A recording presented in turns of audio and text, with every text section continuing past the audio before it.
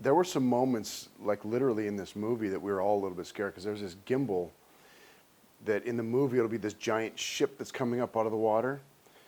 And the way they did it was this giant, they called it the gimbal, and they had these two giant hydraulic lifts underneath it that lifted it at angles, and they could lower it and lift it. And on the other end, they had these two giant water tanks that 10,000 gallon drums of water would wash up against it, and we'd be flying all over the place, but it was like 50 feet in the air.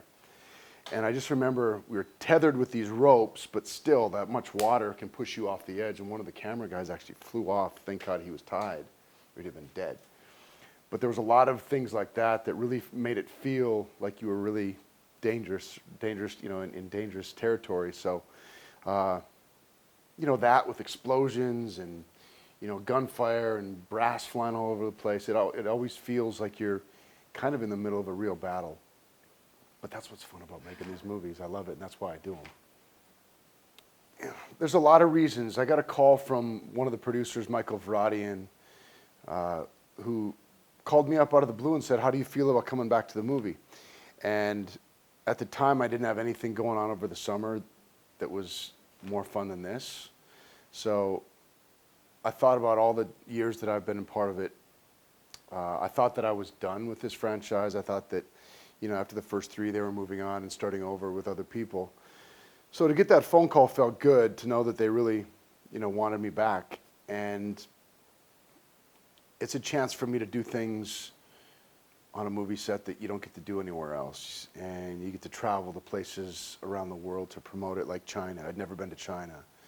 And we get to see places shooting the movie that you never would have otherwise seen, like Stonehenge and these amazing castles in London, or around London, northern England. And, you know, it's just an opportunity to do things that you never otherwise get to do. I would just like to say thank you to all the fans who are looking forward to having Lennox back in the movie. I'm really excited about being back. I had a lot of fun making this movie. It's just a lot of really exciting stuff that happened. So I'm excited for you to see that, and I'm excited that you're excited that I'm back.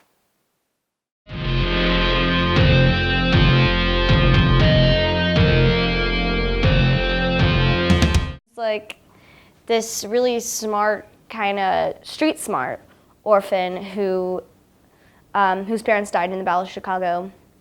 And I live in this post-war zone with the Transformers. They're my family, and I find myself in a conflicting position because, you know, all the humans on Earth, you know, Transformers are illegal, so they're fighting against them. But the Transformers are also my family. They practically raised me. So I'm really like conflicted. I'm fighting for the Transformers against humans. So I'm so honored. I'm so blessed. Really, it's been such a great ride. I get to travel to all these places like China and London and Brazil and Chicago. But, you know, I've just had a really great time just kind of traveling and getting the max out of my summer. It's definitely an eventful summer. Yeah.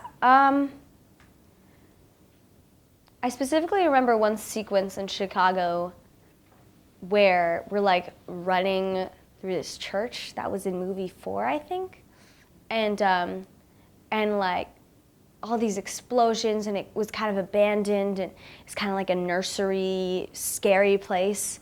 It was super fun. It was super cool, and you know, we're like, there were names on the beds and like broken sheets, and apparently there was like a fire and a lot of, you know, a lot of really cool things in that building. I like that place, that sequence.